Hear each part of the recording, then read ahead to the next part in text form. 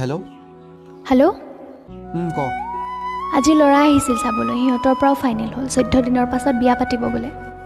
আৰে টেনশ্যন নলবি মই আছোঁ নহয় এই একো লাভ নাই সকলো ঠিক কৰিলে মাহীয়ে আৰু মই ঘৰৰ আগত একো ক'ব নোৱাৰোঁ কিমান সপোন দেখিছিলোঁ তই চব বৰবাদ কৰি দিলি তইতো মোক ক'ব পাৰ এবাৰ এই ৰাতিপুৱাৰ পৰা ইমান ফোন কৰি আছোঁ আৰু তোৰ ফোনটো অফ আছে বিয়া ফিক্স কৰিলে মানে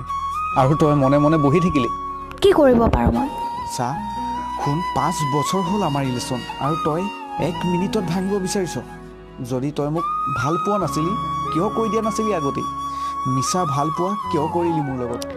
মই বহুত ভাল পাওঁ তোক মোৰ বিয়া হ'বৰ মন নাই আৰু যদি বিয়া হ'ব লাগে নহয় মই কিন্তু মৰি থাকিম এইবোৰ ফাল্টু কথা কিয় মনত আনিছ চব ঠিক হৈ যাব তই অলপ ধৈৰ্য ধৰ কি ধৈৰ্য ধৰিম আৰু সকলোবোৰ হৈ যোৱাৰ পাছত আৰে এনেকৈ নকবি মই পাগল হৈ যাম তই মোক লৈ যাবি মই তাৰ লগত বিয়াত নবহোঁ চা মইতো কৈছোঁ তই মোক আৰু 3 বছৰ টাইম দে এতিয়া 23 হৈছে আৰু তই MSc কৰিম কৈছ কৰি ল আৰু কিবা এটাতো কৰি ল তোক আনি খুৱাম কি চাকৰিটো হওঁ অৱস্থাত হ'লে কিবা এটা কৰিম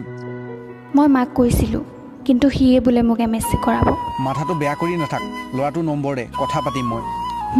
ল 98596 ঠিক আছে সঁচাকৈ কৈছোঁ কিন্তু তোক নাপালে মৰি থাকিম কাইলৈ ল'ৰা আৰু মাহীৰ লগত কথা পাতিম মই কি কথা পাতিবি তাক আমাৰ বিষয়ে সকলো কথা ক'ম ক'ত থাকে সি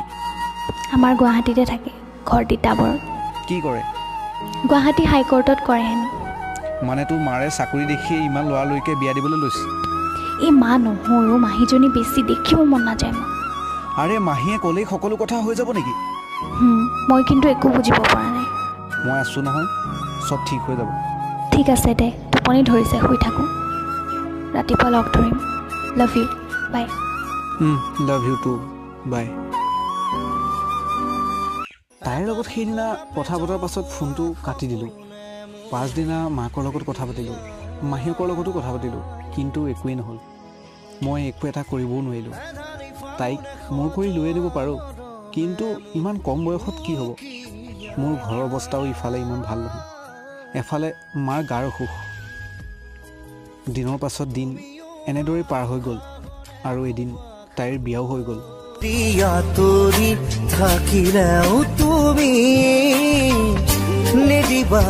আৰু এনেকৈয়ে 6 মাহমান পাৰ হৈ গ'ল আৰু এদিন মোলৈ অচিনাকি নম্বৰ এটাৰ পৰা ফোন আহিল হেল্ল' মই তোক বহুত বেয়া পাইছোঁ কোন হয় বাৰু চিনি পোৱা নাই মই প্ৰিয়া কহ কি হ'ল মই তোক বেয়া পাইছোঁ কিয়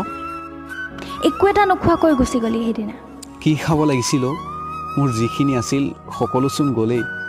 বিয়ালৈ মাতিছিলি গ'লোঁ আৰু মোৰ খাবৰ মন নাছিল নাখালোঁ কেৱল তোক এবাৰ কইনাৰ সাজত চাবলৈ মন আছিল সেইকাৰণে গৈছিলোঁ একো এটা নোখোৱাকৈ গুচি গ'লি মোক খাবলৈ মাতিছিলি নেকি নহয় তই বুজি নাপাওঁ কথাবোৰ আৰু তেনেকৈ নকবিচোন দুখ লাগে মোৰ তোৰ মা বাবাৰ মুখখন কিন্তু চাবলগীয়া আছিল কিয় মোক এনেকৈহে চাইছে যেনিবা বিয়াখন ভাঙিবলৈহে গৈছিলোঁ হ'ব তই দেখোন জানই মই এইবোৰ বেয়া পাওঁ তই হেপী আছ নহয় তই মোক ভুল বুজি আছ ন ভুলটো মোৰ আছিলোঁ তোক নিজতকৈও বেছি ভাল পাইছিলোঁ যে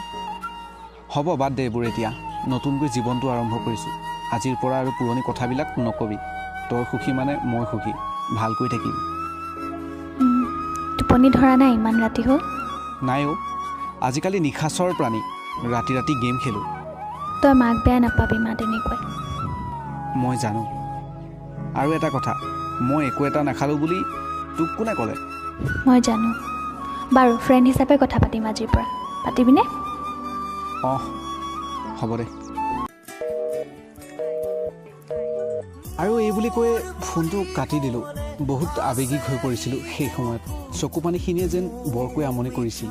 আৰু পিছদিনা ৰাতিপুৱা চিমটো ভাঙি পেলালোঁ